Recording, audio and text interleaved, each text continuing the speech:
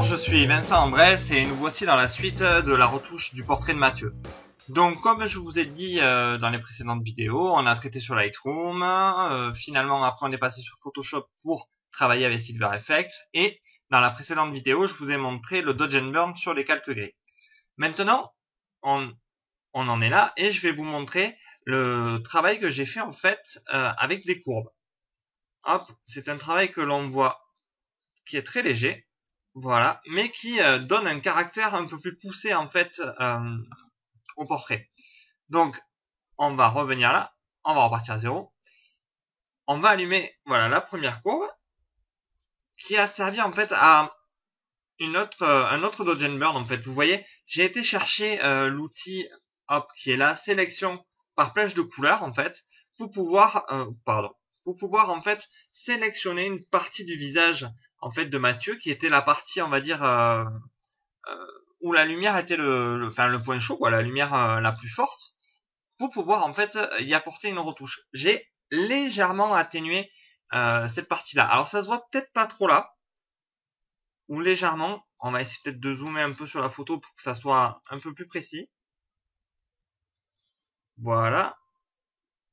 On le voit, enfin c'est très léger, peut-être que sur la vidéo vous n'allez pas le voir, mais en fait j'ai redonné en fait un peu de matière à ces parties-là parce qu'elles étaient très très claires et j'avais peur que en progressant dans ma retouche, je perde beaucoup d'informations. Donc j'ai préféré l'améliorer un petit peu pour pouvoir, baisser un peu la luminosité pour pouvoir avoir quelque chose de plus harmonieux, pour que ça fasse moins blanc, moins point chaud.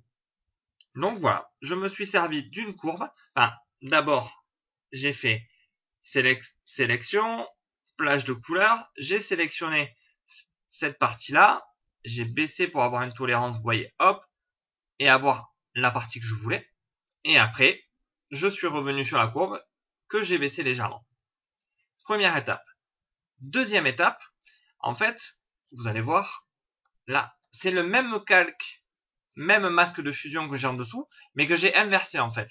Donc pour l'inverser, vous faites CTRL-I. Voilà, CTRL-I, vous inversez le masque de fusion.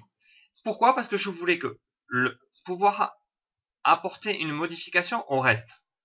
Et cette modification, j'ai aussi sur l'ensemble de la photo, sauf sur la partie là que j'avais déjà baissé précédemment, pour pas que ça soit en fait uniformisé, pour pas avoir le même degré de réglage, j'ai utilisé deux calques.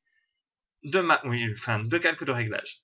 Donc là, vous voyez, j'ai travaillé sur tout le reste de la photo sans venir réaltérer là, parce qu'en fait j'ai pas baissé sur le même degré, donc c'était aussi une manière un peu détaillée de toucher. Donc vous voyez, vous pouvez retoucher une partie, vous servir déjà du masque de fusion que vous avez, l'inverser et apporter un autre réglage à la suite. Et la troisième courbe, voilà, qui est une courbe où j'ai légèrement rehaussé l'ensemble tout en conservant en fait certaines choses dans les noirs. Vous voyez, j'ai baissé les noirs pour pouvoir dire en fait que toute la partie noire restait noire en fait. Donc c'était une petite manière de redonner aussi un autre aspect hop à la photo. Alors, je vous montre avant les courbes, après les courbes. Avant les courbes, après les courbes. Sachez que sur Photoshop, les courbes, c'est vraiment l'outil, on va dire, quasi essentiel. Avec les courbes, vous pouvez faire 80% des choses, je l'ai déjà dit. Et c'est pour ça que je me sers beaucoup des courbes avec les masques de fusion pour pouvoir travailler de manière locale. De travailler sur, là c'était sur un front et une épaule, mais ça peut être sur une bouche, ça peut être sur des tas de choses.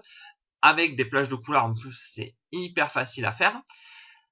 Ça permet tout simplement de pouvoir évoluer petit à petit. C'est-à-dire que si vous faites des réglages tout le temps globaux en fait, et qu'après vous allez avec des masques, avec votre pinceau ou tout dessiner, ça peut un peu, c'est pas forcément évident. Que là, on arrive vraiment à avoir des choses assez coordonnées et assez intéressantes.